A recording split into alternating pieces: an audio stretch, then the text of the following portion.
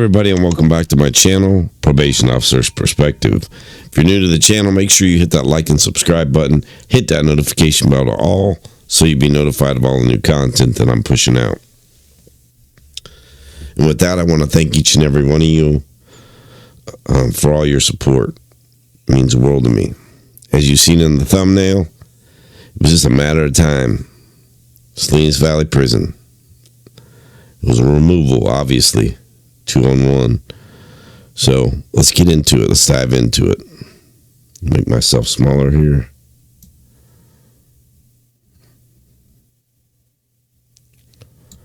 And then at the end, I'm going to kind of let you, those of you who are following my journey, I'll talk a little bit about that.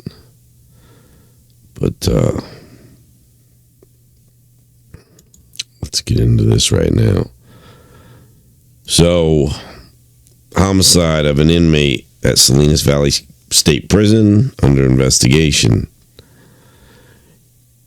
And anytime I talk about Salinas Valley, it's crazy because that's where I was born and raised, in the Salinas Valley. I was born and raised in Salinas. So, and I remember Soledad Prison before they built Salinas Valley State Prison.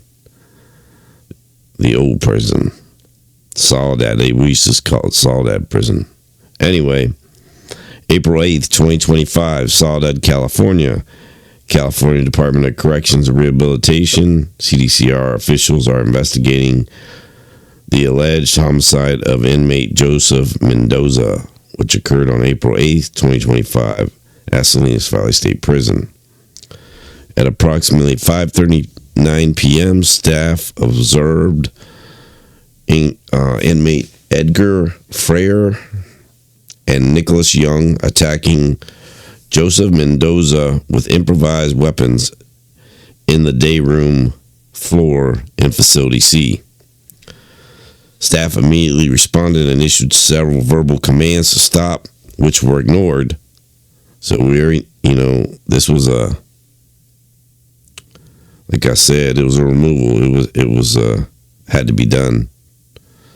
Staff then deployed multiple less than lethal use of force options, which ultimately quelled the incident.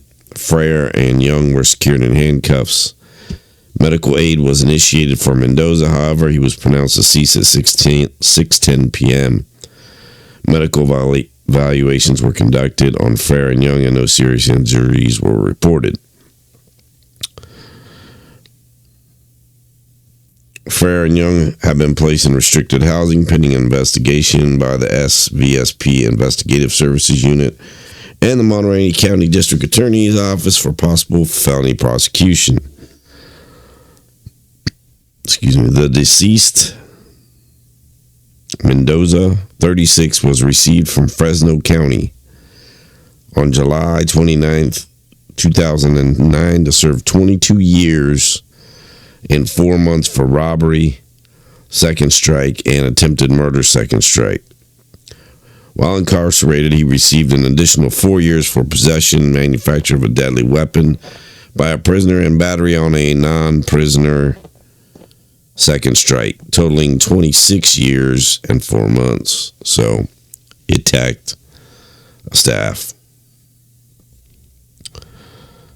But that was the deceased. Freire, 30, was received from San Joaquin County on April 2nd, 2014 to serve 50 years and 8 months for voluntary manslaughter and participation in criminal street gang act. Damn, man, 50 years. For voluntary manslaughter. That's a long time. But it's that street gang enhancement. Young, 32, was received from Santa Clara County on January 31st, 2018 to serve 25 years for attempted second-degree murder, second strike. While incarcerated, he received an additional 11 years for an in-prison attempted second-degree murder, second strike, totaling 36 years.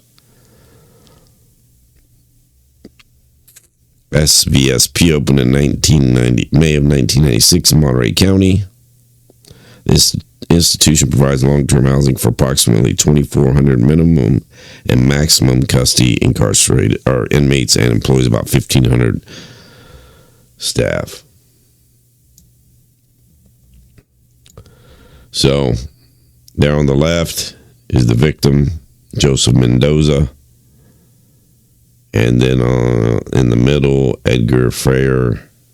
I think that's how I'm saying it. I don't know if I'm saying his last name right. And then Nicholas Young on the right were the two alleged attackers. So, let me make myself bigger here. Obviously, it was a removal. It had to be done.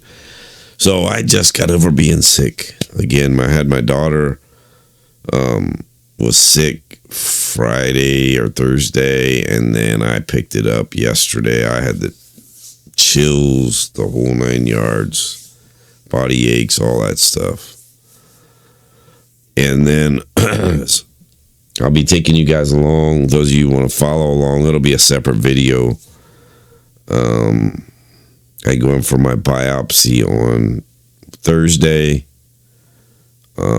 My PET scan a few days after that. And then I'm going to the OSU James Cancer Center in Columbus, which is a well-known, top-notch cancer center. And those of you that I've talked to before, my oldest daughter had breast cancer, and it was pretty bad. She had a double mastectomy. She went through the James Cancer Center, and she's doing good. Hopefully, I wasn't expecting to get sick, because, when you have anybody that's dealt with it, I'm sure there's people watching that knows someone or has dealt with it themselves. Even though I haven't started the treatment yet, getting sick, especially when it's in my lymph nodes, takes a double toll on you. So like I said, that being sick really kicked my butt. And I'm still sick, but I don't feel near as bad as what I did yesterday. And Sunday I started feeling bad, and then it hit me yesterday really bad when I woke up. Anyway, that's what I got for you guys. Like I said, that situation there, it's just cracking off everywhere. Salinas Valley, doesn't surprise me, but it's been fairly quiet at Salinas Valley from what they let you know, what CDCR puts out. We know it's not that quiet, but they let it out. What they let out, and they did this time, so it is what it is.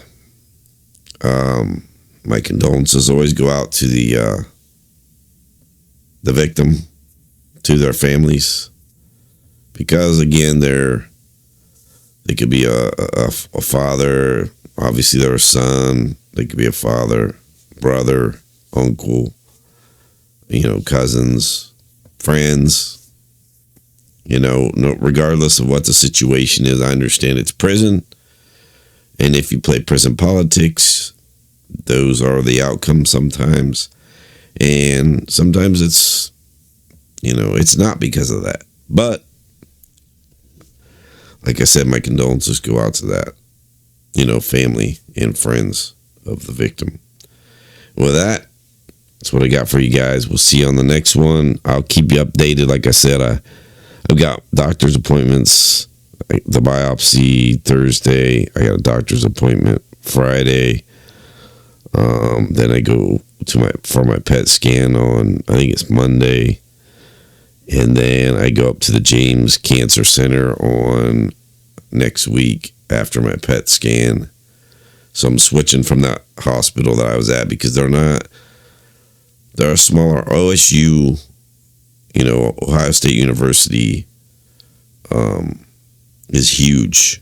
Their hospital and their cancer center is just known You know, they have a lot more technology, a lot of doctors, a lot better care.